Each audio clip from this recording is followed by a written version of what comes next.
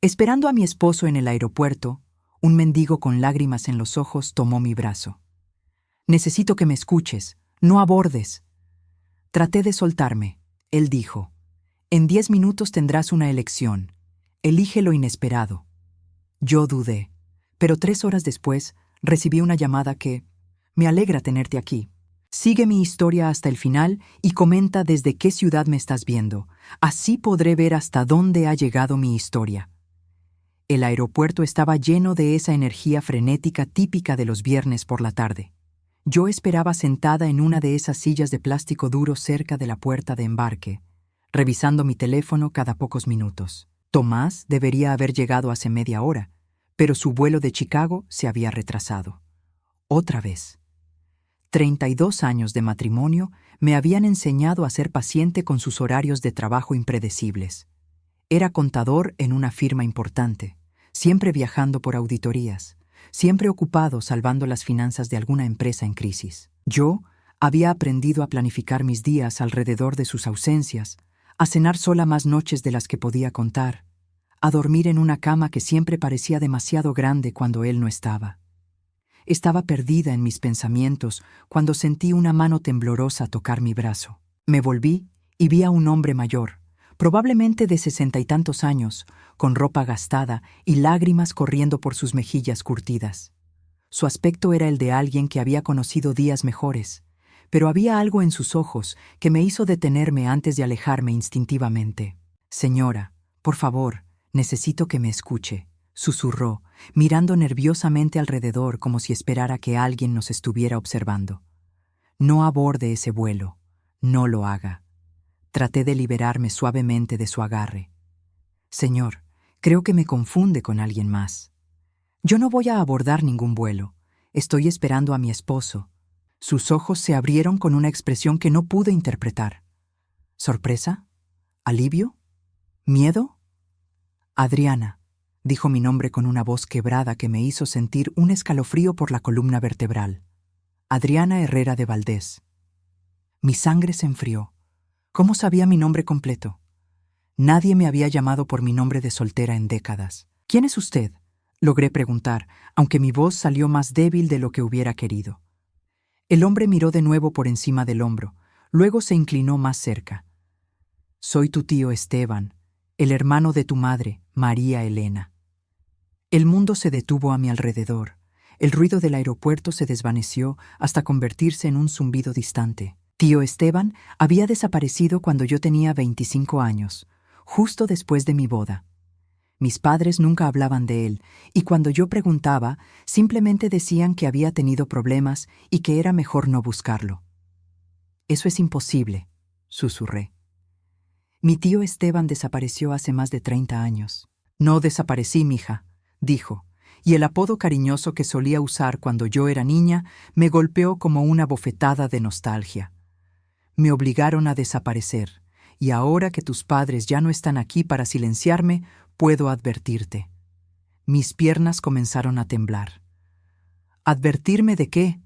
«¿De él?», dijo, señalando discretamente hacia la puerta donde los pasajeros comenzaban a desembarcar del vuelo de Chicago. «De Tomás. En 10 minutos tendrás una elección que cambiará todo lo que creías saber sobre tu vida. Cuando llegue ese momento, te suplico que elijas lo inesperado, elijas la verdad, por dolorosa que sea».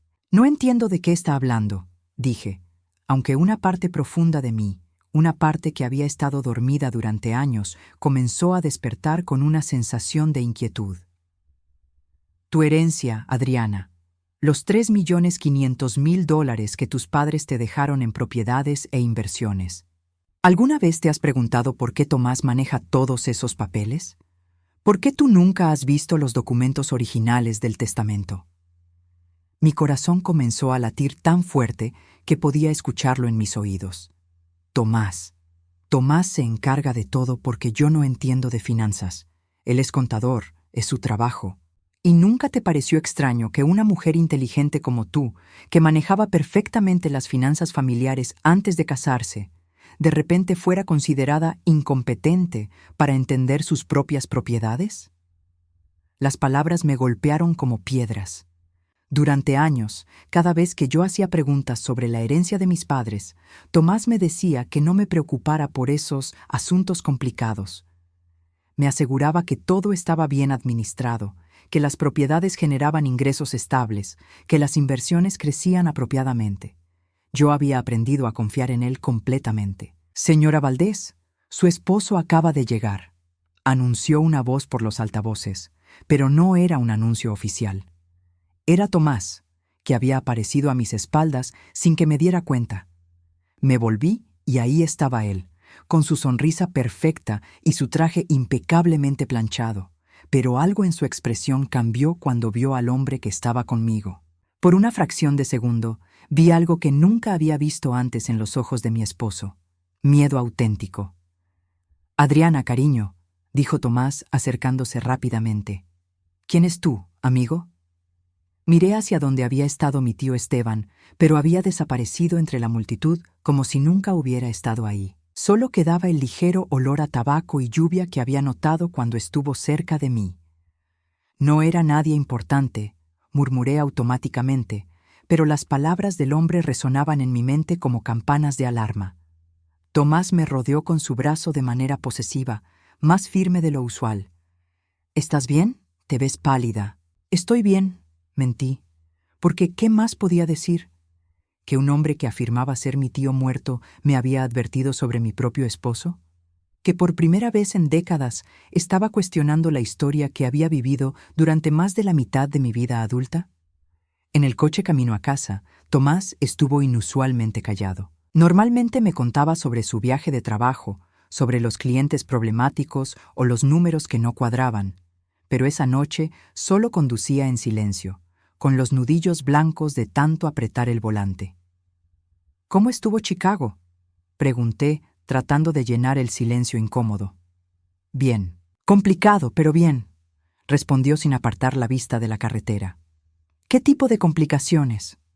Por un momento, pensé que no me iba a responder. Luego, suspiró profundamente. «Problemas con unos documentos antiguos, herencias mal administradas, familias que descubren que han sido mal informadas sobre sus finanzas durante años». Las palabras flotaron en el aire entre nosotros como una confesión no intencional. ¿Era mi imaginación o había énfasis en ciertas palabras? «Debe ser terrible», dije cuidadosamente, «descubrir que la gente en quien confías te ha estado mintiendo sobre tu propio dinero». Tomás me miró rápidamente antes de volver su atención a la carretera. «Sí», dijo en voz baja, «terrible». Esa noche, después de que Tomás se durmiera, me quedé despierta mirando el techo de nuestro dormitorio. La casa estaba en silencio, pero mi mente rugía con preguntas que había estado enterrando durante años. ¿Por qué nunca había visto el testamento original de mis padres? ¿Por qué todas las comunicaciones sobre la herencia llegaban directamente a la oficina de Tomás? ¿Por qué, en 32 años de matrimonio, nunca me había llevado a ver las propiedades que supuestamente poseía? Y la pregunta más aterradora de todas, si el hombre del aeropuerto realmente era mi tío Esteban, ¿por qué había tenido que esconderse durante más de 30 años? Me levanté silenciosamente y bajé a la cocina. Necesitaba aire, necesitaba espacio para pensar. Mientras preparaba una taza de té, noté que había un sobre bajo la puerta principal. Lo recogí con manos temblorosas. Dentro había una fotografía vieja y descolorida. Era de mi boda, pero desde un ángulo que yo nunca había visto. En la foto, Tomás estaba hablando intensamente con un hombre mayor que yo no reconocía.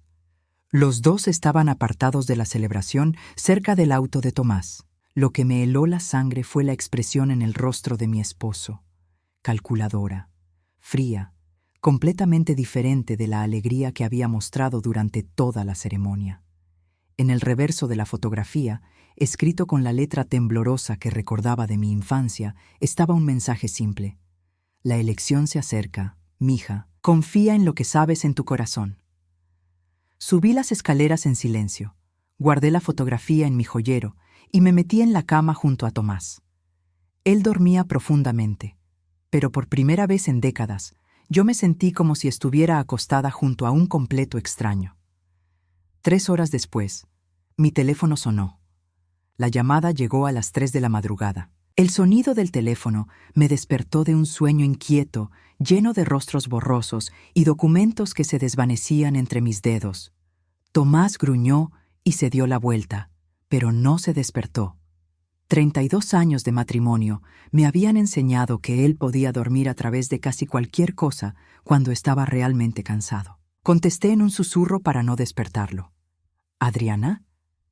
Era la voz de mi tío Esteban, pero ahora sonaba más clara, más familiar. ¿Puedes hablar?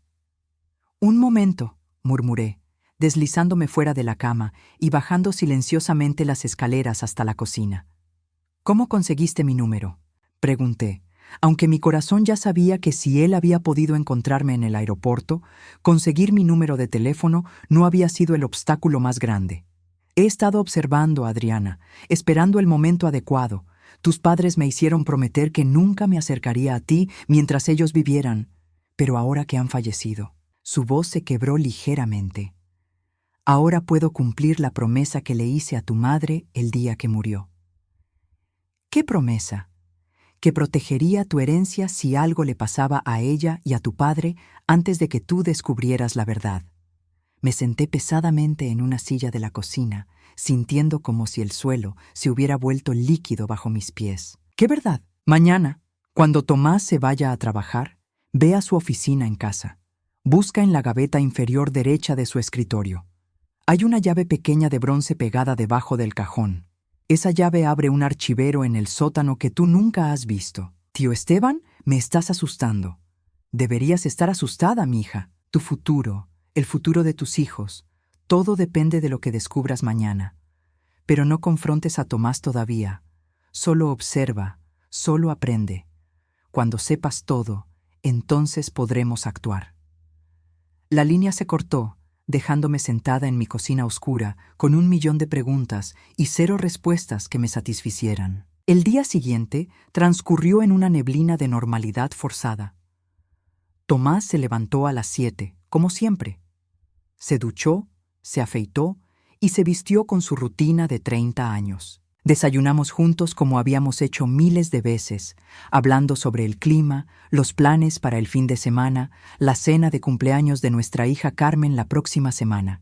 Pero todo se sentía diferente.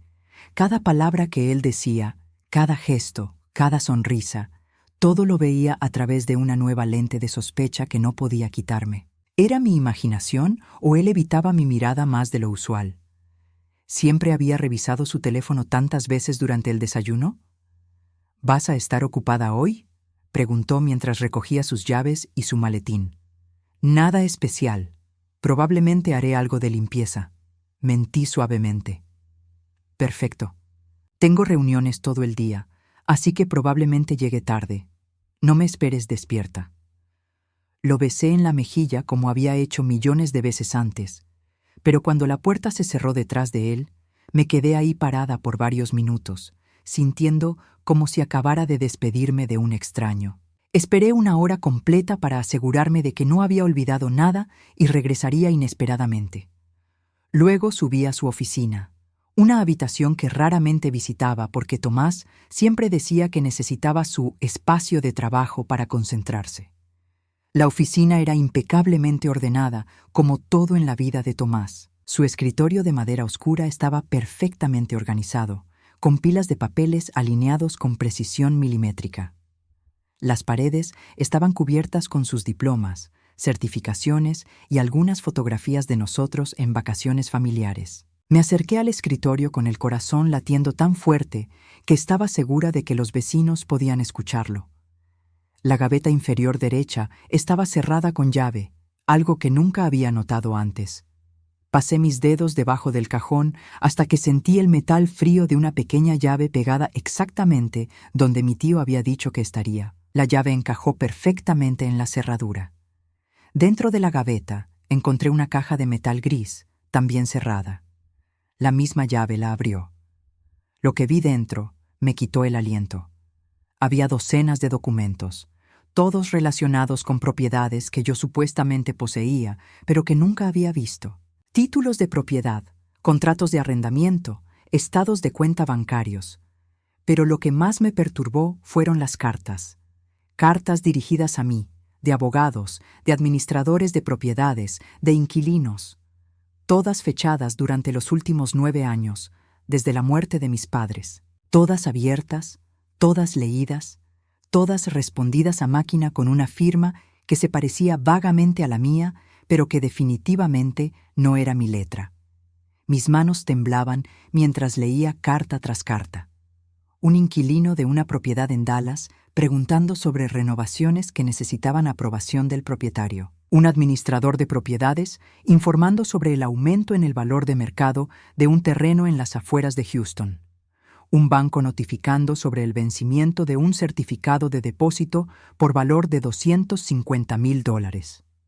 Todas las respuestas estaban firmadas con mi nombre, pero yo nunca había visto ninguna de estas cartas. Nunca había autorizado renovaciones, nunca había sido consultada sobre inversiones, nunca había sido informada sobre el aumento en el valor de mis propiedades.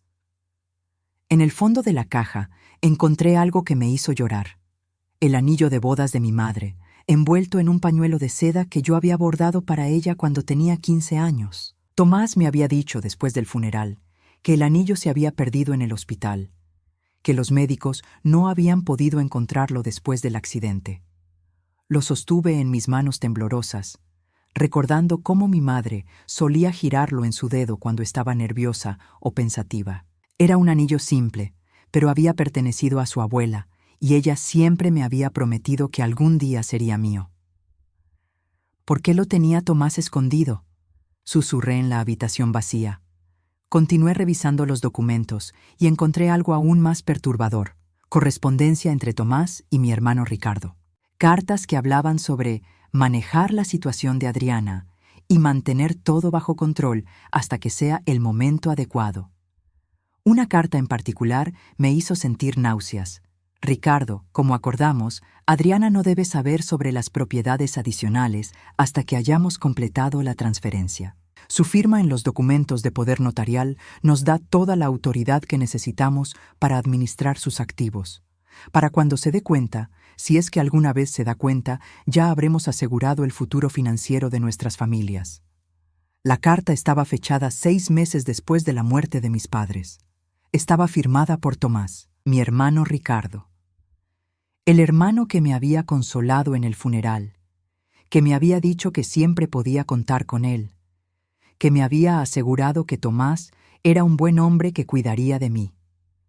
Sentí como si alguien hubiera arrancado el suelo de debajo de mis pies. Durante 9 años, los 2 hombres en quienes más confiaba en el mundo habían estado conspirando contra mí. Durante 9 años, habían estado robándome sistemáticamente, usando mi propio dolor y mi confianza como herramientas para su traición. Fotografié cada documento con manos temblorosas, asegurándome de capturar cada detalle. Luego guardé todo exactamente como lo había encontrado. Escondí la llave donde la había encontrado y bajé a la cocina con las piernas tan débiles que casi me caí por las escaleras. Me senté en la mesa de la cocina, mirando las fotografías en mi teléfono, tratando de procesar la magnitud de lo que había descubierto. No era solo dinero, era mi legado, la herencia que mis padres habían trabajado toda su vida para construir para mí. Era la seguridad financiera que se suponía que me protegería en mi vejez. Y ellos la habían estado robando, pedazo por pedazo, durante casi una década. El sonido de llaves en la puerta principal me hizo sobresaltar. Tomás había regresado temprano. «Adriana», gritó desde la entrada. «¿Estás en casa?» «En la cocina», respondí, sorprendida de lo normal que sonaba mi voz cuando por dentro me sentía como si estuviera desintegrándome. Entró en la cocina con una sonrisa, pero noté que sus ojos me examinaban cuidadosamente, como si estuviera buscando algo. «¿Cómo estuvo tu día?», preguntó, acercándose para besarme en la frente. «Tranquilo. Limpié un poco, leí, nada especial». Las mentiras salieron de mis labios con una facilidad que me sorprendió. «No subiste a mi oficina, ¿verdad? Dejé algunos papeles importantes esparcidos y no quiero que nada se desorganice». Mi sangre se enfrió. «No, no subí. ¿Por qué lo preguntas?» «Por nada especial. Solo que algunos clientes han estado preguntando sobre documentos sensibles y quiero asegurarme de que todo esté seguro. Nos miramos a los ojos por un momento que se sintió como una eternidad. Yo buscando alguna señal del hombre con quien me había casado 32 años atrás. Él buscando. ¿Qué? ¿Evidencia de que había descubierto su traición? Por supuesto, dije finalmente. Entiendo completamente. Esa noche, mientras Tomás dormía a mi lado, me quedé despierta planificando mi siguiente movimiento. Tenía evidencia de que me habían estado robando, pero necesitaba más información antes de actuar. Necesitaba saber exactamente cuánto habían tomado, qué propiedades realmente poseía y, más importante aún, cómo podía recuperar lo que era mío. Pero por primera vez en 9 años, por primera vez desde la muerte de mis padres, me sentí como si tuviera algún tipo de control sobre mi propia vida.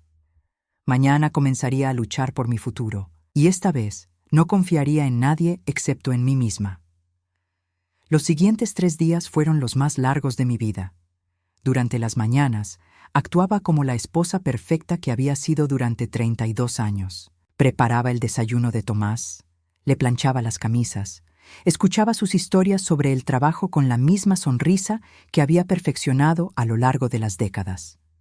Pero por las tardes, cuando él se iba a la oficina, me convertía en una detective investigando mi propia vida. Había comenzado a llevar un cuaderno donde anotaba cada detalle que descubría, las propiedades que supuestamente poseía, según los documentos, una casa de campo en las afueras de Austin, valorada en $400,000, un edificio de apartamentos en Dallas que generaba $18,000 mensuales en alquiler, terrenos en Houston que habían triplicado su valor en los últimos 5 años. Todo sumaba mucho más que los $3,500,000 que Tomás me había dicho que era el total de mi herencia.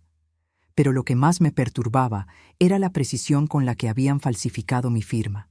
Cada documento estaba firmado con una versión de mi nombre que era casi idéntica a la mía, pero con pequeñas diferencias que solo yo podía notar.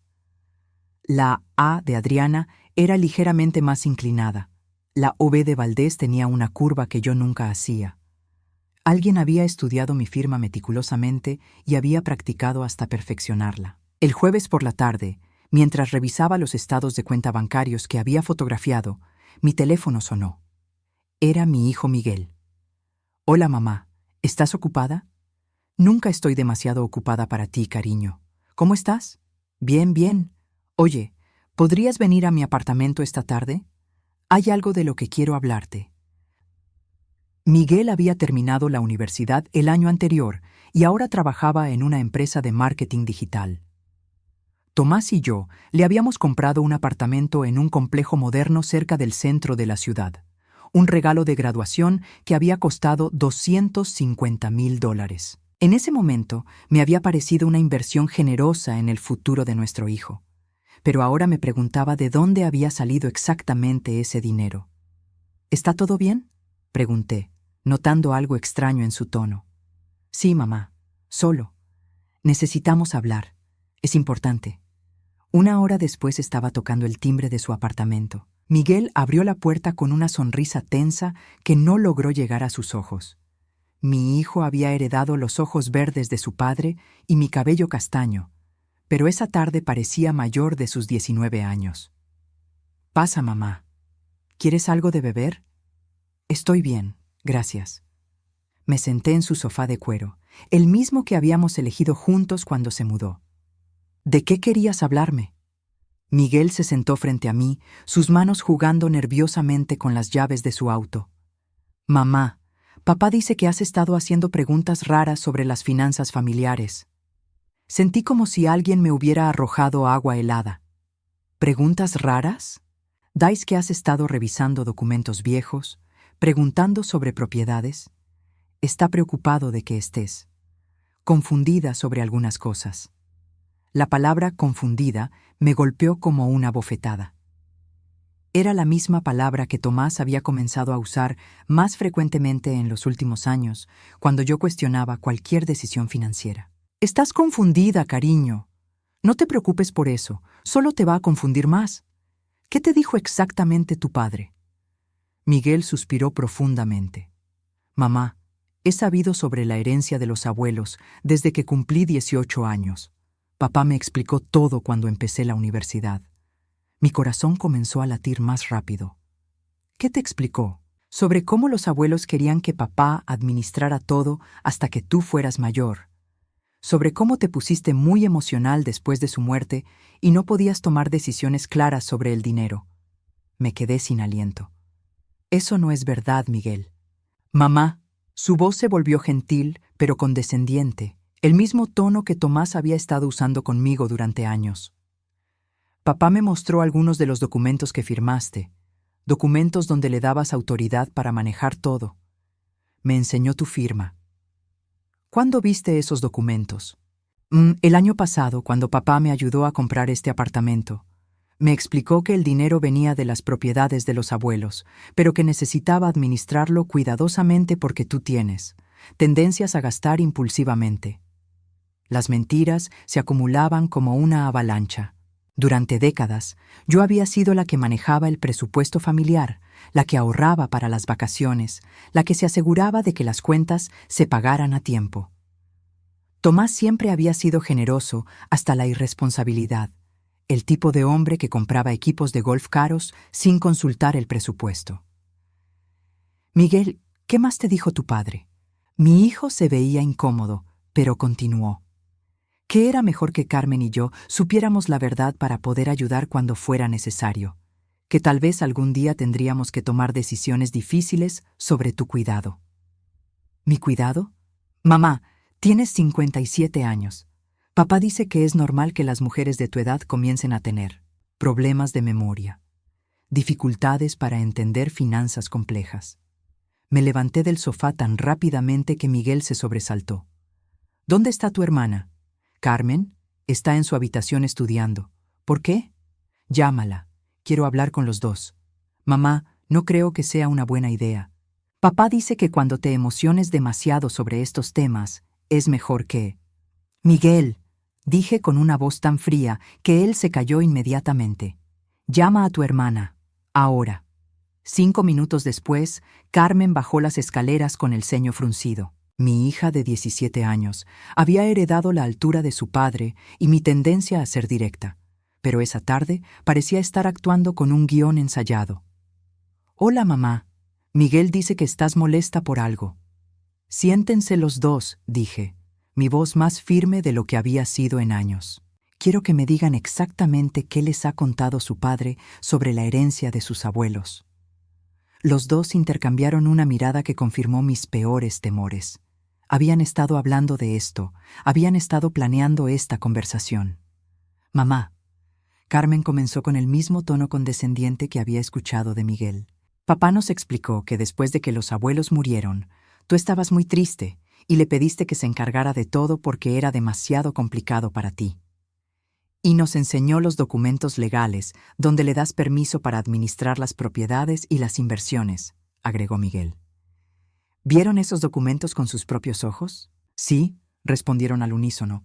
«¿Y ninguno de ustedes pensó que era extraño que yo nunca les hubiera hablado de estas supuestas dificultades que tengo con las finanzas?» Carmen se encogió de hombros. «Papá dice que es normal que las personas no quieran admitir cuando tienen problemas de memoria». La habitación comenzó a dar vueltas a mi alrededor.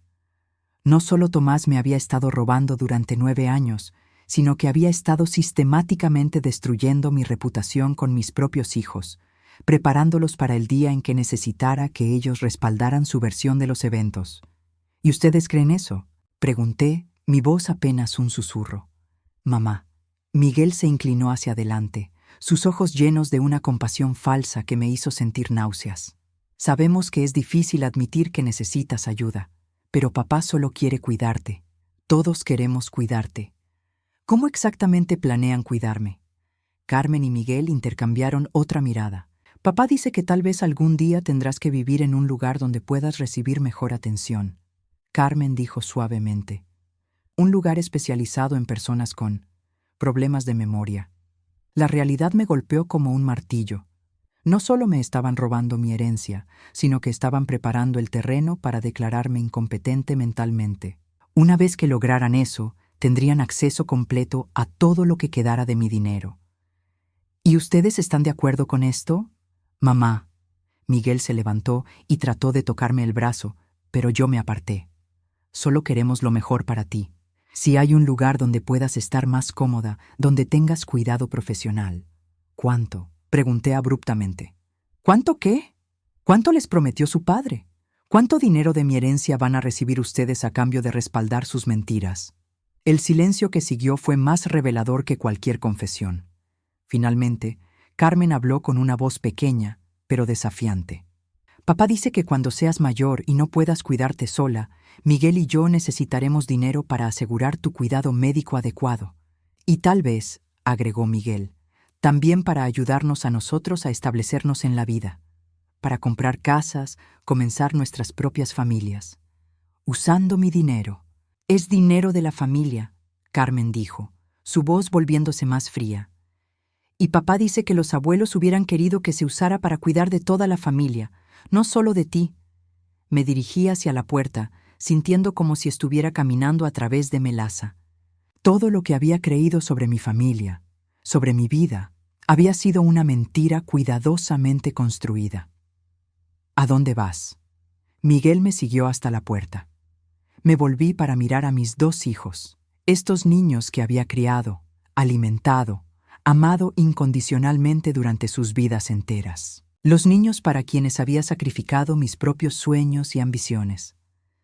Los niños que ahora estaban participando activamente en mi destrucción financiera y emocional.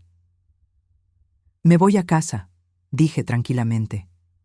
Mamá, por favor no le digas a papá que hablamos de esto. Él quería manejar esta conversación de manera diferente, pero nosotros pensamos que sería mejor si venía de nosotros. ¿Para que fuera menos traumático? Para que fuera más fácil para ti aceptar la realidad. Conduje a casa en un estado de shock.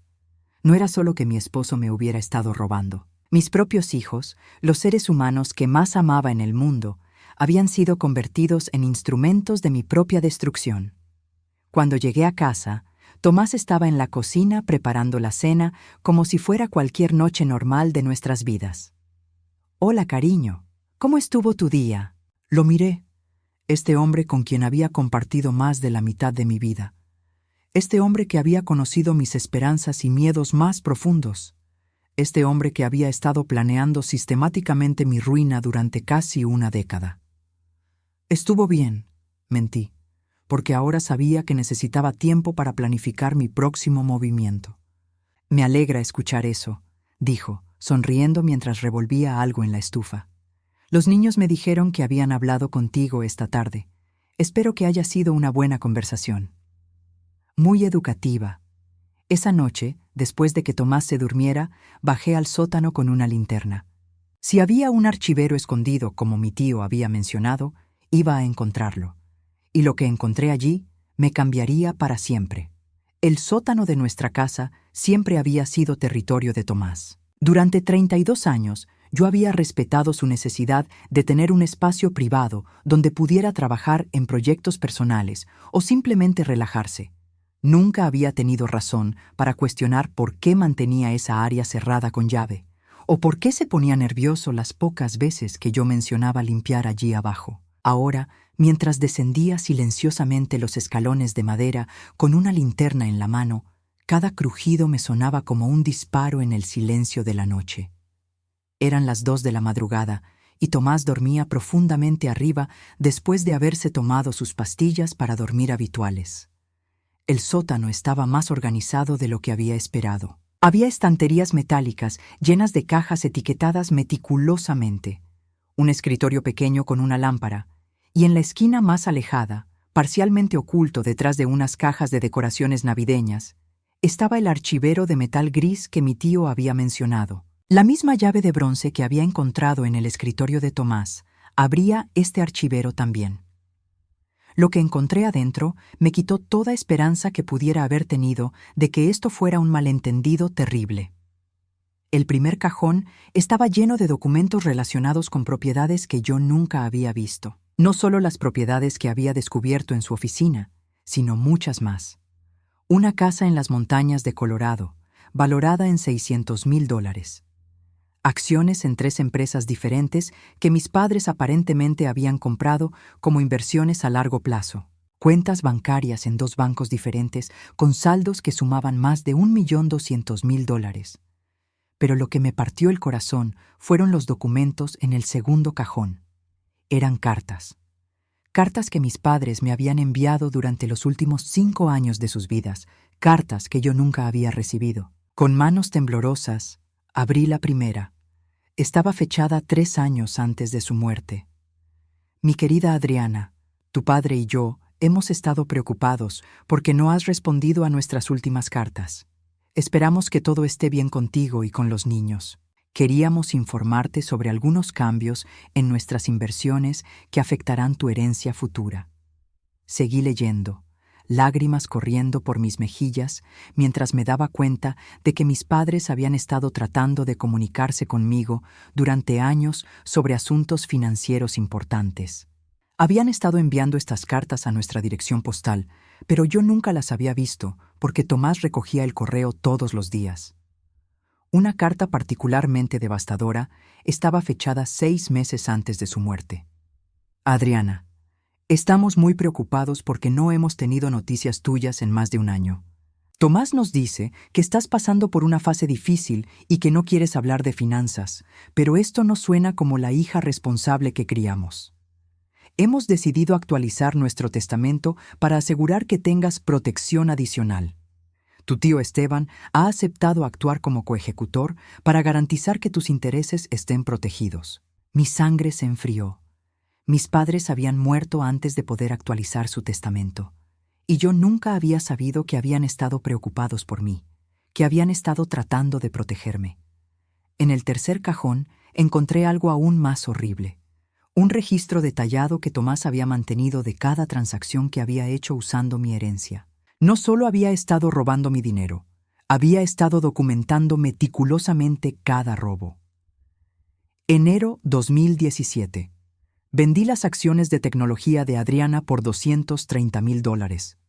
Transferí $150.000 a la cuenta de educación de Miguel para cubrir sus gastos universitarios y futuros. Invertí $80.000 en mi propio portafolio de inversiones. Marzo 2018. Usé $500.000 del certificado de depósito de Adriana como pago inicial para el apartamento de Miguel. Adriana firmó los documentos necesarios después de que le expliqué que era una inversión familiar inteligente. Julio 2018.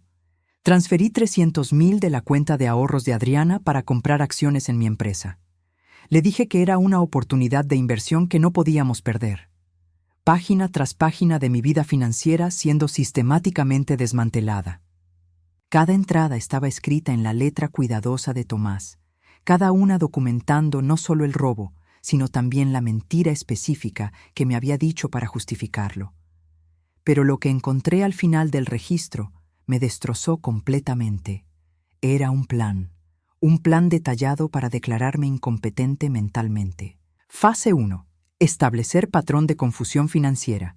Completado. Adriana ya no cuestiona las decisiones de inversión. Fase 2. Involucrar a los niños como testigos de su deterioro mental. En progreso. Miguel y Carmen han sido educados sobre la situación. Fase 3. Documentar episodios de olvidos y confusión. Programado para comenzar el próximo año. Fase 4. Consulta médica para evaluación de competencia mental. Programado para 2025. Fase 5. Tutela legal completa. Objetivo 2026. Mi esposo había planeado robarme todo y luego hacerme declarar incapaz para asegurarse de que nunca pudiera recuperarlo o exponerlo. En la parte inferior de la página había una nota que me heló la sangre. Una vez que Adriana esté bajo tutela, Ricardo y yo tendremos acceso completo a todos los activos restantes. Los niños recibirán sus partes según acordamos, y Adriana será trasladada a una facilidad de cuidado a largo plazo donde no podrá causar problemas. Me quedé sentada en el suelo del sótano, rodeada de evidencia de la traición más profunda que pudiera imaginar. No solo me habían estado robando, sino que habían estado planeando encerrarme en una institución mental para completar el robo. Y mis hijos, mis propios hijos, eran parte activa del plan. Fotografié cada documento, cada página del registro, cada detalle del plan. Luego guardé todo exactamente donde lo había encontrado y subí silenciosamente a mi habitación. Tomás seguía durmiendo profundamente, ajeno al hecho de que su mundo estaba a punto de colapsar. Me senté en el borde de la cama, mirando a este hombre que había sido mi compañero durante más de 3 décadas. En la penumbra, parecía el mismo hombre del que me había enamorado cuando tenía 25 años, el mismo rostro que había visto todos los días durante la mitad de mi vida adulta. Pero ahora sabía que todo había sido una actuación. Desde el momento en que me había propuesto matrimonio, había estado planeando esto. No me había amado. Había visto una oportunidad.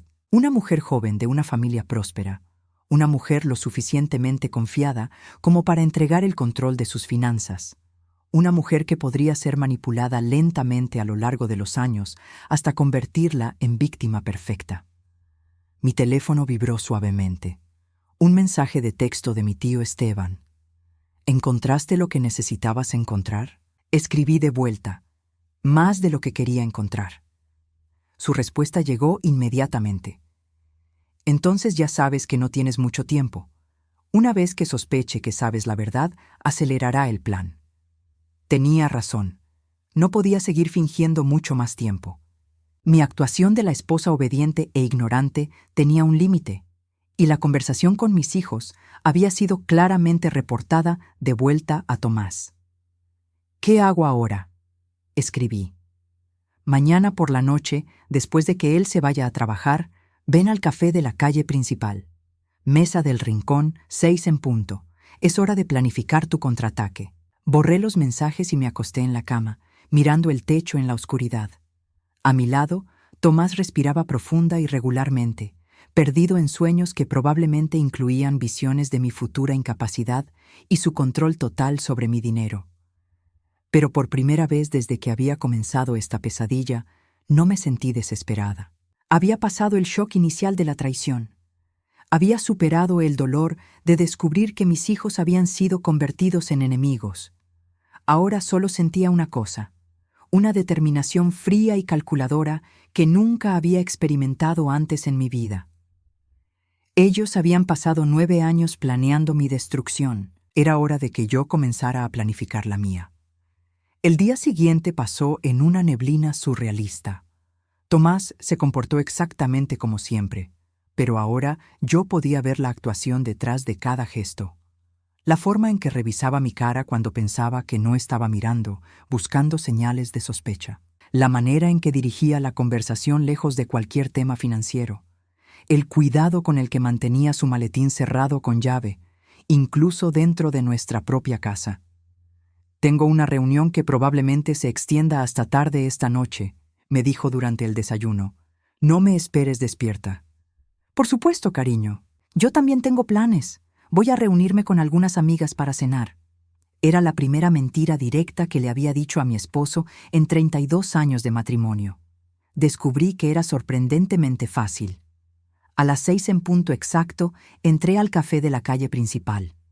Mi tío Esteban ya estaba sentado en una mesa del rincón, con una taza de café frente a él y años de dolor en sus ojos. «Mija», dijo suavemente mientras me sentaba frente a él. «Siento mucho que hayas tenido que descubrir todo esto. ¿Por qué mis padres nunca me dijeron la verdad sobre él? Porque no sabían toda la verdad. Solo sabían que algo no estaba bien, que las comunicaciones contigo se habían vuelto extrañas, que tus respuestas a sus cartas sonaban diferentes. Pero Tomás es muy inteligente. Cada movimiento que hizo fue legal técnicamente. Tu firma en esos documentos de poder notarial te los dio autoridad completa. ¿Cómo es que mi firma está en documentos que nunca firmé? Mi tío suspiró profundamente. Esa es la parte más cruel de todo esto. Tú sí firmaste esos documentos, Adriana, pero no sabías lo que estabas firmando. El café parecía girar a mi alrededor. ¿Qué quieres decir? ¿Recuerdas hace 9 años, justo después del funeral de tus padres, cuando Tomás te dijo que había papeles legales que necesitaban tu firma para formalizar la herencia? La memoria me golpeó como una ola fría. Sí, recordaba. Había estado tan perdida en el dolor, tan abrumada por los arreglos del funeral y el shock de perder a mis padres, que cuando Tomás me había presentado una pila de documentos legales, simplemente había firmado donde él me había señalado. Me dijo que eran formularios estándar de probate. Eran documentos de poder notarial completo. Le diste autoridad legal para actuar en tu nombre en todos los asuntos financieros. Pero yo estaba de luto, estaba vulnerable. Eso no puede ser legal. Es completamente legal, mija, y él lo sabía. Nos sentamos en silencio por un momento, el peso de mi situación asentándose sobre mí como una manta pesada. ¿Hay alguna manera de recuperar mi dinero?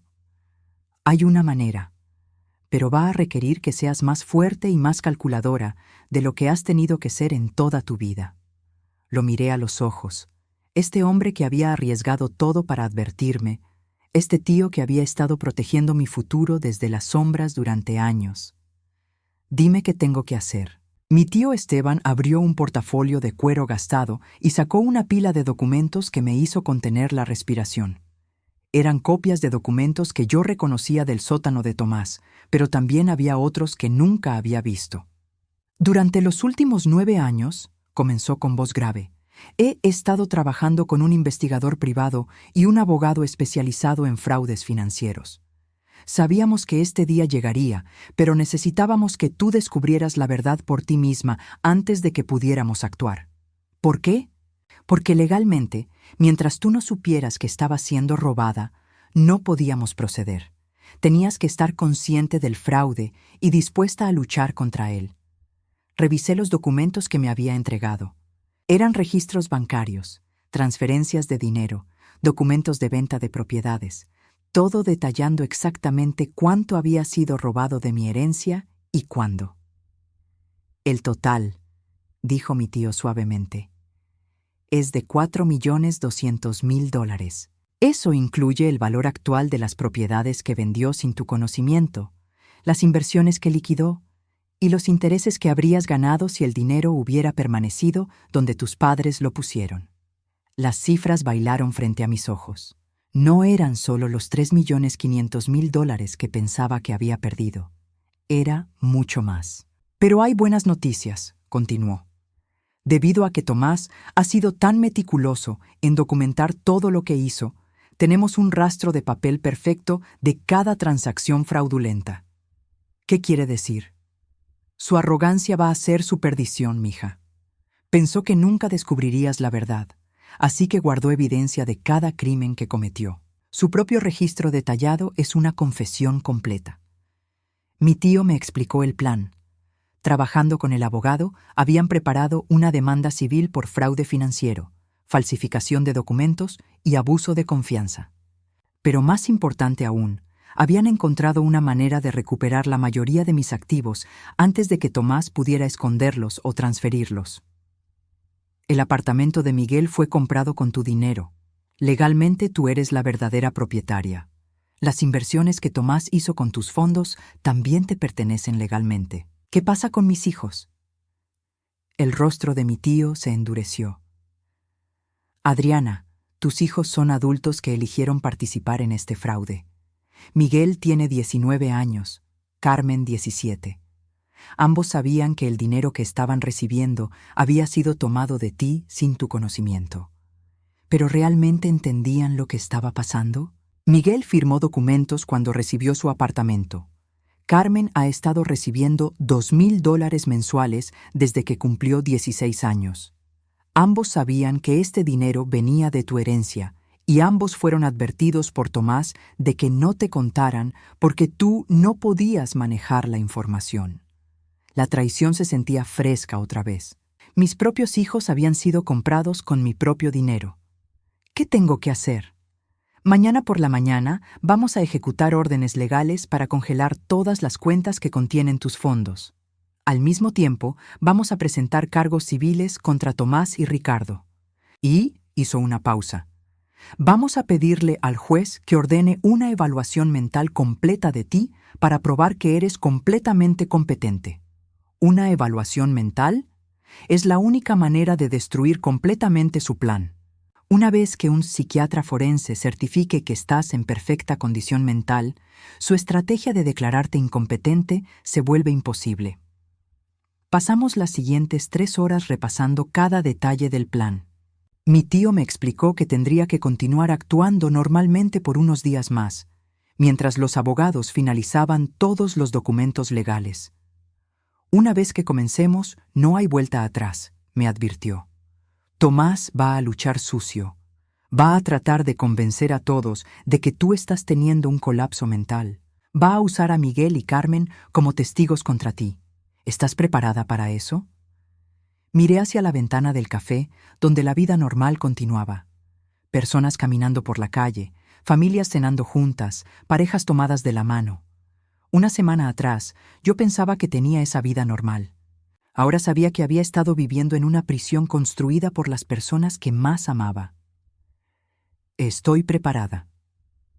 3 días después, a las 8 de la mañana de un martes, mi mundo cambió para siempre.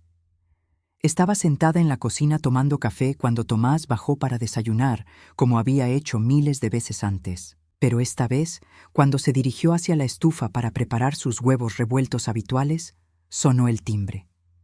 ¿Esperas a alguien?, preguntó, frunciendo el ceño. No, mentí, aunque sabía exactamente quién estaba en la puerta. Tomás fue a abrir y regresó con una expresión que nunca había visto antes. Pálido, con las manos temblando ligeramente mientras sostenía un sobre legal. Adriana, dijo con voz ronca, necesitamos hablar.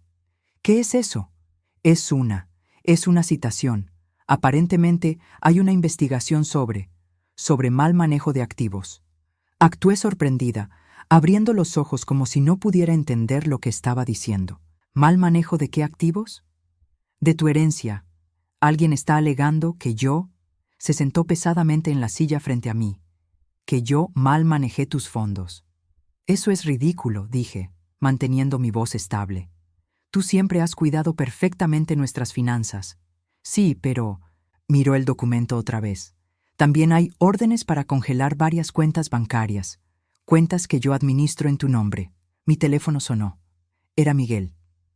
¿Mamá? Acaban de venir a mi apartamento con unos papeles legales.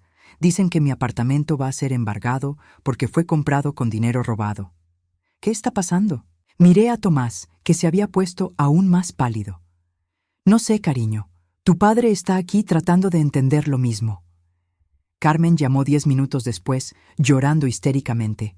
«Mamá, congelaron mi cuenta bancaria. Dicen que todo el dinero que tengo es evidencia de un crimen». Durante la siguiente hora, observé mientras el mundo cuidadosamente construido de Tomás se desmoronaba a su alrededor. Llamadas de bancos, de abogados, de Ricardo que gritaba por teléfono sobre cómo esto iba a arruinar su reputación. «No entiendo». Tomás seguía repitiendo. ¿Quién pudo haber hecho esto? ¿Quién tiene acceso a esta información? Tal vez, dije calmadamente, alguien que sabía la verdad desde el principio. Me miró con ojos confundidos. ¿Qué quieres decir? Me levanté de la mesa y caminé hacia la ventana, dándole la espalda. Tomás, ¿hay algo que necesites contarme sobre cómo has estado manejando mi herencia? El silencio detrás de mí fue tan largo que pensé que tal vez había salido de la habitación. Finalmente, escuché su voz, mucho más pequeña de lo usual. Adriana, todo lo que he hecho ha sido por nuestro bien, por el bien de la familia. Me volví lentamente. ¿Incluyendo planificar declararme mentalmente incompetente? Su rostro se desplomó completamente. ¿Cómo? ¿Cómo sabes sobre eso? Porque encontré tu pequeño plan en el sótano, cada documento, cada paso de tu estrategia para robarme todo y luego encerrarme en una institución. Tomás se desplomó en su silla, como si alguien hubiera cortado sus cuerdas. Adriana, puedo explicarlo todo. No hay nada que explicar, dije, sorprendida por lo calmada que sonaba mi voz. He visto toda la evidencia. Sé exactamente cuánto has robado, cuánto tiempo has estado planeando esto y cómo convenciste a nuestros hijos de participar. Los niños no sabían. Los niños sabían exactamente lo que estaba pasando. Miguel firmó documentos. Carmen ha estado recibiendo dinero robado durante más de un año. ¿Qué quieres?, preguntó, su voz apenas un susurro. Quiero mi dinero de vuelta, todo, y quiero que salgas de mi casa. ¿Tu casa? Esta es nuestra casa. No, Tomás. Esta casa fue comprada con dinero de mi herencia, como todo lo demás en nuestras vidas. Y ahora que sé la verdad, quiero que te vayas. Adriana, por favor, podemos resolver esto. Puedo devolver el dinero. Podemos ir a terapia de parejas. ¿Terapia de parejas? Me reí, un sonido que no reconocí como propio. Tomás, planeaste robar mi herencia desde el día que nos casamos. Convertiste a mis propios hijos en cómplices. Planeaste declararme loca y encerrarme en una institución para poder robar hasta el último centavo. Nunca te habría hecho daño realmente. Ya me hiciste daño, 32 años de daño. Mi teléfono sonó. Era mi abogado confirmando que todas las órdenes legales habían sido ejecutadas exitosamente. Tomás escuchó mi lado de la conversación, su rostro volviéndose más gris con cada palabra. Cuando colgué, lo miré fijamente. Tienes una hora para empacar lo que necesites y salir de mi casa. Tu abogado puede contactar al mío sobre los términos del divorcio. ¿Divorcio? ¿Realmente pensaste que íbamos a seguir casados después de esto? Se levantó lentamente, moviéndose como un hombre 30 años mayor. Adriana, sé que esto se ve mal, pero tenemos una historia juntos. Tenemos hijos. Tuvimos una historia, basada en mentiras, y en cuanto a nuestros hijos, ellos eligieron su lado cuando eligieron tu dinero robado sobre su madre. Tomás subió las escaleras para empacar y yo me quedé en la cocina mirando por la ventana hacia el jardín que habíamos plantado juntos hace tantos años. Por primera vez en 9 años, por primera vez desde la muerte de mis padres, me sentí como si pudiera respirar completamente. Una hora después, escuché la puerta principal cerrarse. Tomás se había ido, llevándose solo una maleta y dejando atrás 32 años de matrimonio. Esa noche, por primera vez en décadas, dormí en una cama que era completamente mía, en una casa que era completamente mía, con un futuro que era completamente mío para decidir. Y por primera vez en años no tuve pesadillas. 6 meses después, estaba sentada en la terraza de mi casa de campo en Colorado, una propiedad que había heredado de mis padres, pero que nunca había visto hasta recuperar mi herencia. Las montañas se extendían frente a mí como una promesa de infinitas posibilidades, y por primera vez en décadas el futuro se sentía como algo que yo controlaba completamente. El proceso legal había sido más fácil de lo que había esperado. La evidencia contra Tomás era tan abrumadora que su propio abogado le aconsejó llegar a un acuerdo extrajudicial rápidamente. Recuperé $4.100.000, casi todo lo que había sido robado, más intereses y daños punitivos. El apartamento de Miguel fue devuelto a mi nombre. Las cuentas bancarias fueron reabiertas bajo mi control exclusivo. Las propiedades que Tomás había vendido tuvieron que ser recompradas a precios de mercado actual, lo que significaba que en algunos casos mi dinero había crecido debido a la apreciación del valor inmobiliario. Pero la recuperación financiera fue solo parte de mi sanación. El divorcio se finalizó en febrero. Tomás no luchó por nada. Sabía que no tenía derecho legal a ninguna parte de los activos que había estado robando durante años. Se mudó a un apartamento pequeño al otro lado de la ciudad y, según escuché por conocidos mutuos, había conseguido trabajo como contador en una empresa pequeña. Su reputación en la comunidad financiera estaba arruinada para siempre. Mi hermano Ricardo había intentado llegar a un acuerdo similar, pero yo rechacé todas sus ofertas. Su participación en el plan había sido voluntaria y calculada. Las autoridades financieras estatales revocaron su licencia de administrador de propiedades y él enfrentó cargos criminales por fraude. La última vez que supe de él, estaba trabajando en ventas de autos usados en un lote pequeño en las afueras de Austin. Pero el dolor más profundo vino de mis hijos. Miguel había venido a verme una vez, 2 semanas después de que Tomás se mudara. Llegó a la casa que solía ser nuestro hogar familiar, pero ahora era solo mío, con esa expresión de hijo adulto que ha sido atrapado en algo terrible y está tratando de encontrar una manera de escapar de las consecuencias. «Mamá», había dicho, sentado incómodamente en el sofá donde solíamos ver películas juntos cuando era pequeño. «Siento mucho todo esto. No sabía que lo que papá estaba haciendo era tan malo». «Sí sabías», le había respondido calmadamente. «Tal vez no entendías la magnitud total, pero sabías que estaba tomando mi dinero sin mi conocimiento. Pensé que tú habías acordado todo eso. Papá me mostró documentos con tu firma. Miguel, tú sabías que yo nunca había visto esos documentos. Sabías que cada vez que yo hacía preguntas sobre finanzas, tu padre me decía que no me preocupara. ¿Nunca te preguntaste por qué?» Se había quedado callado, jugando con las llaves de su auto, como solía hacer cuando era adolescente, y se sentía acorralado. «¿Puedes perdonarme?», había preguntado finalmente. «Puedo perdonarte», le había dicho, «pero no puedo confiar en ti otra vez. Y sin confianza no hay relación». ¿Qué quiere decir eso? Significa que tendrás que construir tu propia vida, Miguel. Sin mi dinero, sin mi ayuda, sin mi apoyo emocional. Significa que tendrás que decidir qué tipo de hombre quieres ser, independientemente de lo que tu padre te enseñó. No había venido a verme desde entonces.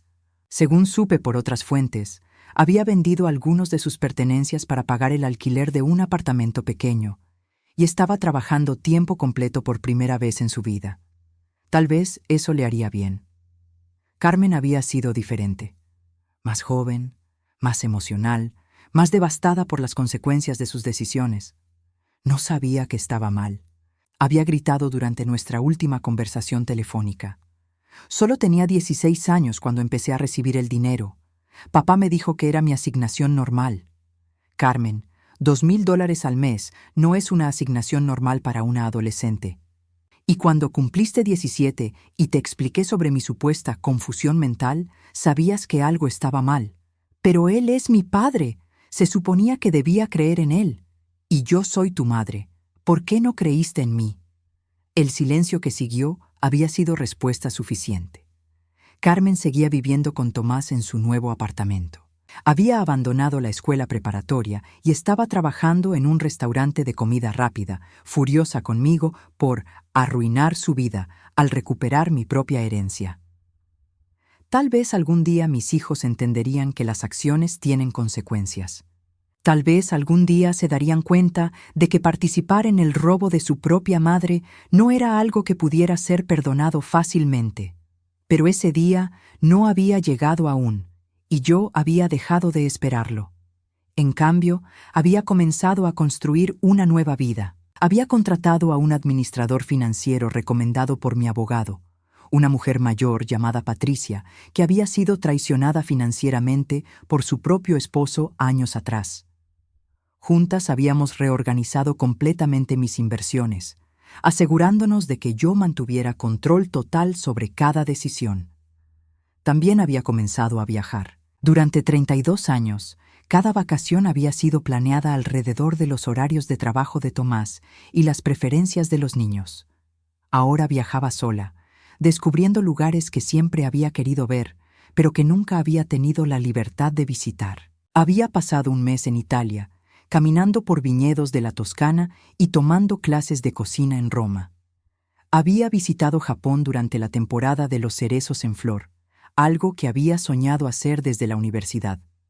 Había hecho un safari en Kenia, se había bañado en aguas termales en Islandia, había caminado por templos antiguos en Camboya. En cada lugar, había conocido a otras mujeres que estaban redescubriendo quiénes eran fuera de los roles que otros habían definido para ellas.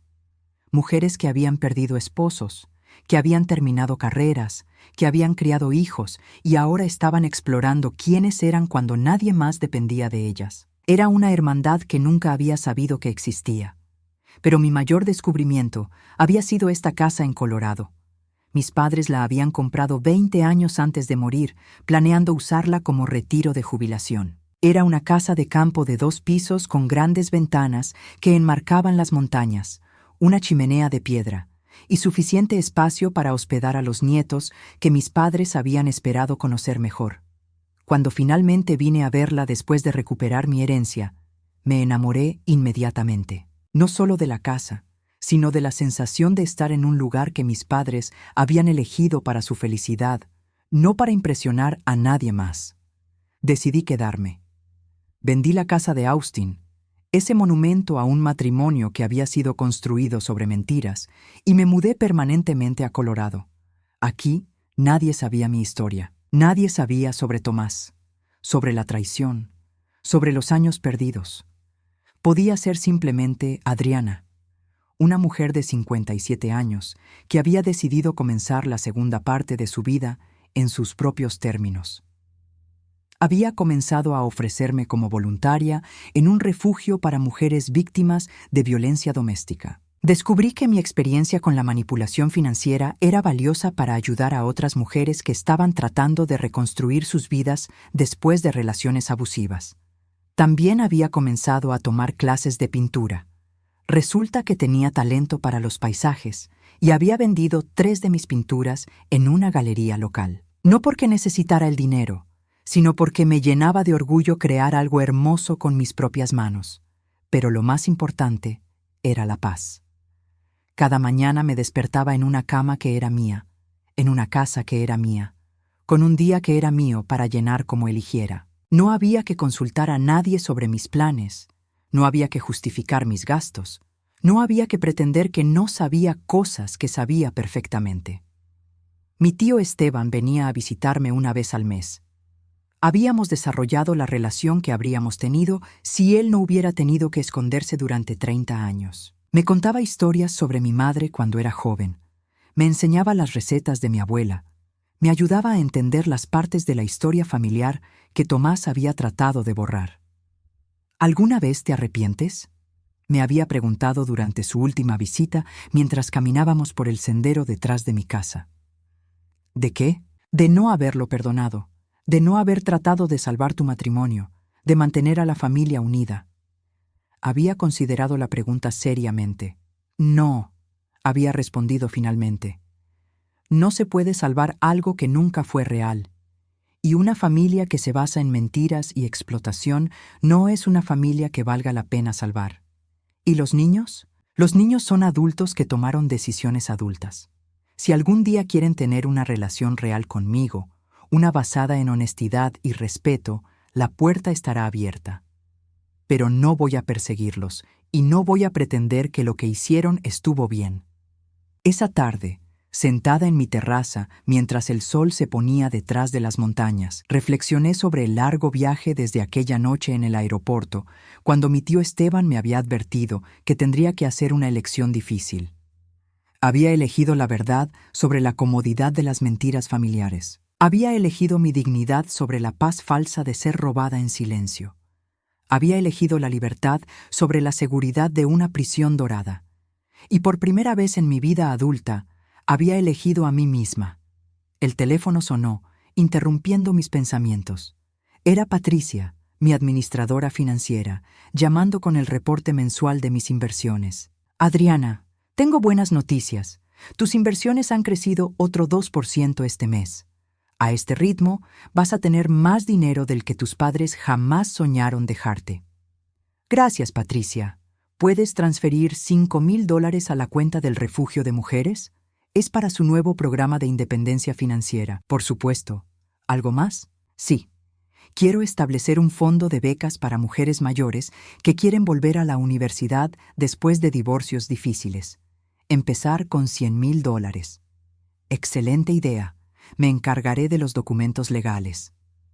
Después de colgar, me quedé sentada en la terraza hasta que las primeras estrellas aparecieron en el cielo de montaña. Mañana viajaría a Nueva Zelanda por 3 semanas. Después de eso, tal vez tomaría una clase de escritura que había visto anunciada en el periódico local. El futuro se extendía frente a mí como un lienzo en blanco, y por primera vez en décadas yo era la única que tenía el pincel en la mano. Había comenzado este capítulo de mi vida como una víctima que había perdido todo. Lo estaba terminando como una mujer que había ganado algo mucho más valioso que dinero: mi libertad, mi dignidad y el derecho a vivir una vida de mi propia creación. Y eso, decidí, mientras las estrellas se multiplicaban sobre mi cabeza, era la verdadera definición de riqueza.